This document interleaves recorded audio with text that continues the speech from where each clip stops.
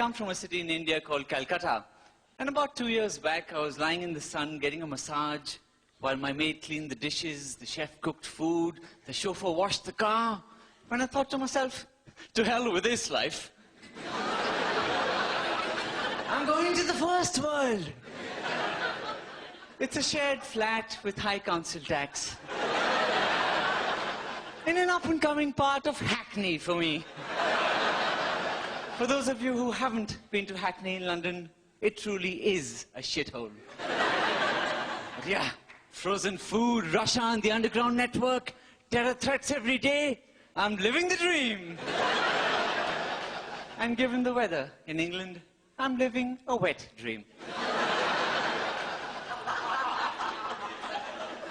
But I have been making efforts to settle down, integrate, be more like a Londoner. I've bought this charity wristband. This one's against child labor in factories that manufacture charity wristbands. Truth is, I came to this country to find a proper job. Only I've got here and found that all the jobs are going back to India. Really, I don't understand what the fuss is all about. You don't hear me complaining about the fact that we have no doctors in India. Because they're all here. For the same reason, India is quite different to what you might imagine. No news agents or 7-Elevens. No cab drivers. No bloody chicken tikka masala. The whole country is just full of computer programmers and call centers. I mean, I was walking on the road in Delhi last month. There was this beggar sitting there. So I'm about to give this fellow some money when suddenly the mobile phone rings. So I'm looking to see where my phone might be. And this fellow whips up a mobile phone. To give him some credit, a homeless guy is not exactly going to have a landline. But then he throws off his blanket and there's a laptop computer there. And he talks into this phone. Customer service. This is Christopher speaking. I know this fuss about you come over here, take our jobs. What a load of rubbish. We could take your job sitting at home.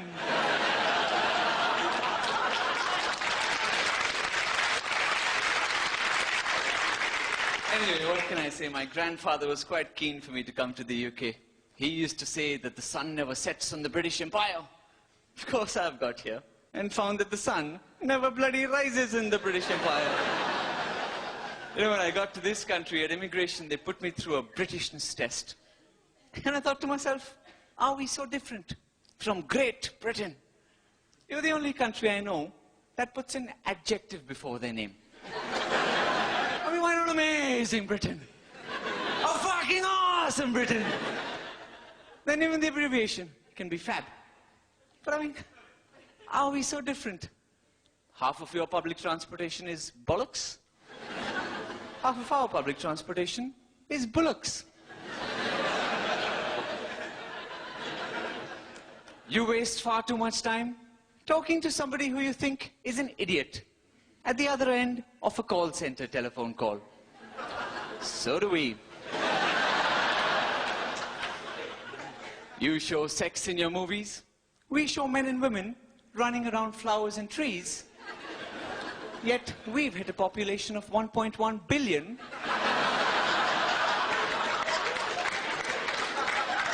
Apparently through cross-pollination.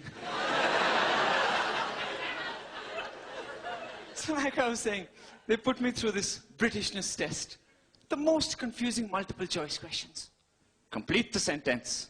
To be or not to A, B, B, C. I mean, of course I passed. And then this officer comes up to me and he says, your English is pretty good for an Indian, isn't it? So I said, well, you're not doing too bad yourself. For a man with no career prospects and a looming pensions crisis. By the way, it's not in it, it's isn't it, asshole. You see, You can't afford to mess with us Indians. You may have ruled us for 200 years, but you didn't expect us to follow you back, did you?